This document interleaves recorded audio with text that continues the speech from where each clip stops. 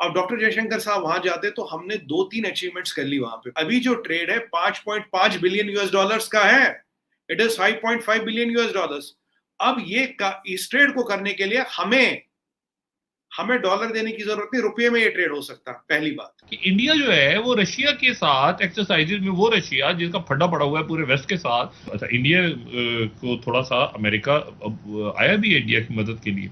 मतलब अक्टूबर में वो स्टार्ट करने जा रहे हैं गालिबन ये बॉर्डर एरियाज में एक्सरसाइजेज, यानी ऊपर यानी लद्दाख की साइड पे एक्सरसाइजेज शुरू करने जा रहे हैं, जो जब शुरू होंगी तो देखते हैं कि उस पर चाइना का क्या रिस्पॉन्स सामने आता है।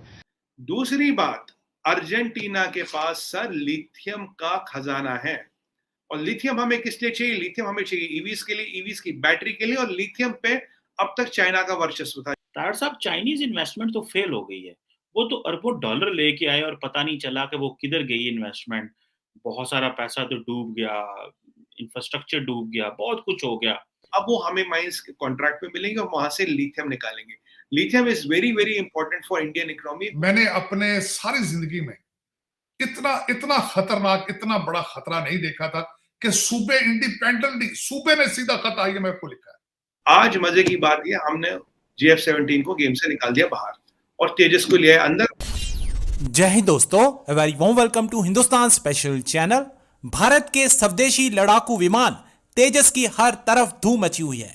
इस विमान की दुनिया भर में डिमांड बढ़ती चली जा रही है और वो दिन दूर नहीं जब पूरी दुनिया में इसकी गर्जना सुनाई देगी। भारतीय विदेश मंत्री एस जयशंकर लैटिन अमेरिकी देशों की 4 दिन की यात्रा पर थे। अब लैटिन अमेरिकी देश अर्जेंटीना ने इच्छा जाहिर की है कि वह भी तेजस को अपनी एयरफोर्स में शामिल करना चाहता है। मलेशिया और कोलंबिया के बाद अर्जेंटीना भी तेजस को खरीदना चाहता है। अर्जेंटीना के विदेश मंत्री सैंटियागो कैफियरो के साथ मीटिंग के दौरान एस जयशंकर ने रक्षा, परमाणु ऊर्जा और अंतरिक्ष के रणनीतिक क्षेत्रों में चल रहे दोनों देशों के बीच सहयोग की समीक्षा की। इस मीटिंग में ही अर्जेंटीना के विदेश मंत्री ने अपनी इच्छा जाहिर की। दूसरी तरफ पाकिस्तानी मीडिया यह चर्चा कर रहा है कि भारत एक तरफ अमेरिका के साथ युद्धाभ्यास कर रहा है और दूसरी तरफ रूस के साथ। अर्जेंटीना पहुंचे हमारे फॉरेन सेक्रेटरी जयशंकर साहब और बात हुई रुपी ट्रेडिंग पर, और इंटरेस्ट दिखाया अर्जेंटीना में। हमारे जो मल्टी रोल फाइटर है, हमारा 4.5 जनरेशन फाइटर प्यारा तेजस, उसमें इंटरेस्ट दिखाया। बातचीत इन दो पे जरूर हुई। एक तो क्या अर्जेंटीना हमारे साथ रुपी ट्रेडिंग करेगा, और करेगा तो ये कितनी बड़ी उपलब्धि है मोदी गवर्नमेंट की, बोलिए या जयशंकर साहब की, कि एक लैटिन अमेरिका का कंट्री या उस एरिया का कंट्री हमारे साथ रुपी ट्रेडिंग पर आ रहा है। वर्ल्ड की दूसरी इकोनॉमीज में कितना ऐसा होता है कि भाई एक कंट्री की करेंसी में ट्रेडिंग हो, सब लगभग डॉलर ट्रेडिंग पसंद करते हैं। और तेजस के लिए उपलब्धि, मलेशिया के बाद तेजस दूसरे कंट्री जा सकता है। सर एक चीज, कितनी बड़ी उपलब्धि है रुपी के लिए और तेजस के लिए। डॉक्टर जयशंकर साहब जब अब की बार गए थे तो पहले गए ब्राजील से गए यूरुग्वे और पैराग्वे गए थे, और उसके बाद ये आए अर्जेंटीना। अब यहाँ मैं थोड़ा अर्जेंटीना में जाने से पहले एक चीज, पासिंग रेफरेंस एक छोटा सा देना चाहूंगा दर्शकों को। ब्राजील में हमने वहां की एक पेट्रोल कंपनी के साथ जॉइंट वेंचर किया जिससे हम पेट्रोल ढूंढेंगे और वो पेट्रोल हमें मिलता रहेगा।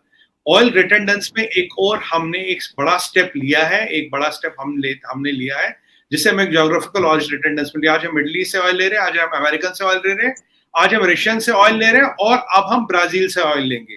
तो ये भी एक इंपॉर्टेंट स्टेप है, ये भी एक इंपॉर्टेंट चीज है जो आपको मैं बताना चाह रहा था। अर्जेंटीना गए तो रुपी ट्रेड की बात हुई।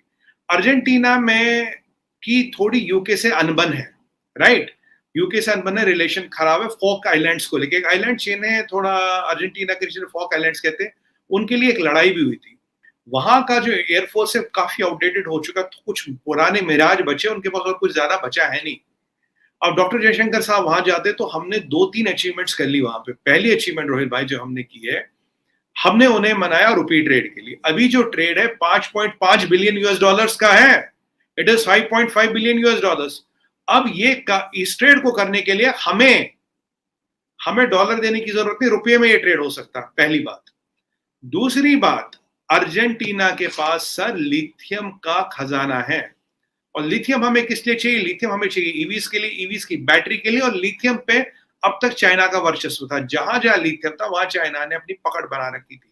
जब तक हमारे पास लिथियम नहीं आएगा, ईवी रेवोल्यूशन जो हम लाना चाहते हैं या चिप मैन्युफैक्चरिंग में हम जाना चाहते हैं, उसमें एक बहुत बड़ी उपलब्धि है ये।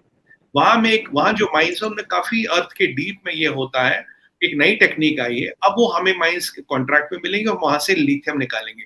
Lithium is very very important for Indian economy, बहुत इंपॉर्टेंट पॉइंट है। 5.5 बिलियन का ट्रेड, सेकंड बात करेंगे लिथियम की, और थर्ड बात करेंगे, और 5.5 बिलियन का ट्रेड तो रुपए में हो गई, थर्ड बात करेंगे तेजस की। अब आप जानते हैं 7 कंट्रियों ने तेजस में इंटरेस्ट दिखाया है। इजिप्ट की बात करें, ऑस्ट्रेलिया की बात करें, यूएस की बात करें, इंडोनेशिया की बात करें आज, और अब ये हम बात करें इनकी अर्जेंटीना की, तो करीब ऐसी 7 कंट्री हैं जिन्होंने तेजस में इंटरेस्ट दिखाया है। अब यहां समझने की बात यह है कि भाई what is the advantage of Tejas over GF-17 thunder, जो चाइना का है, पर कहने को नाम के लिए पाकिस्तान का भी, उसमें पाकिस्तान का कुछ लेना देना है। आज ये जो रेस दुनिया भर में चली है, इसमें तेजस आगे क्यों जा रहा है, GF-17 को पछाड़ क्यों रहा है? और रोहित भाई, यहाँ इट्स वर्थ मेंशनिंग कि अगर ये डील होगी तो ये हमारी होगी बिलियंस में, ये डील बिलियंस में होगी, क्योंकि उनके पास कुछ नहीं बचा। अब जो यूके है, उन्हें वो नए जहाज लेने नहीं दे रहा, उन्हें कोई जहाज बेच नहीं सकता, बहुत महंगे जहाज वो अफोर्ड नहीं कर सकते, तो उनके पास कौन सा ऐसी ऑप्शन है जहां वो फिट हो, तो उसमें आता था GF-17। पीछे बड़ा प्रोपेगेंडा चला मीडिया पे, GF-17 ले रहे, ये हो रहे। आज मजे की बात ये, हमने GF-17 को गेम से निकाल दिया बाहर और तेजस को लिया अंदर, और वो रुपी ट्रेड वाली बात भी शुरू की। अब रुपी करीब 25 से कंट्रियों में ट्रेडेबल करेंसी हो गई, 50 कंट्रियों में होती है, इंटरनेशनल करेंसी बन जाएगी। ये जो हम चुपचाप उपलब्धियां कर रहे हैं, लोगों को बताते हैं, ब्राजील के साथ एक MOU किया जिससे हमारा ऑयल रिटेंडेंस और डिपेंडेंस बहुत हद तक ज्योग्राफिकली डिस्पर्स हो गया। The concept is called for geographical redundance, जो हमने तेल के लिए भी कर दिया। We are one of the few countries to achieve that. तार साहब, चाइनीज इन्वेस्टमेंट तो फेल हो गई है। वो तो अरबों डॉलर लेके आए और पता नहीं चला कि वो किधर गई इन्वेस्टमेंट। बहुत सारा पैसा तो डूब गया, इंफ्रास्ट्रक्चर डूब गया, बहुत कुछ हो गया। क्या कतर और सऊदी अरब का जो पैसा है वो पाकिस्तान में आप क्या समझते हैं सही तौर पे लग सकेगा, या कि वो भी जो है इसी तरह ही और पंजाबी जाने ने कुत्ती किताबी हो जाएगी जिस तरह चाइनीज पैसे के साथ हुआ? तो आप इसको कैसे देखते हैं, क्योंकि ये पैसा तो जनरल बाजवा लेके आए हैं, इसमें शहबाज शरीफ का तो कोई जो है वो कमाल नहीं है, और शहबाज शरीफ मिडिल ईस्ट भाग भाग के जा रहे हैं, चाइना भी नहीं जा रहे। देखिए, उसमें चीमा साहब वो $26 बिलियन जो आपने चाइना का खाया, वो भी गया कहीं नहीं है, वो इधर ही लंदन या इधर अमेरिका में, कनाडा में पड़ा है। और उसमें आपने बड़ी खूबसूरती के साथ चाइना को बेवकूफ बनाया है।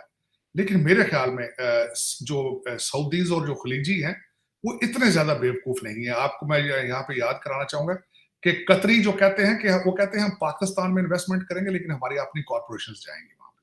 अब मेरी खबर यहां तक भी आई है कि इस्लामाबाद एयरपोर्ट को बेचने की कोशिश की जा रही है कतर के हाथ।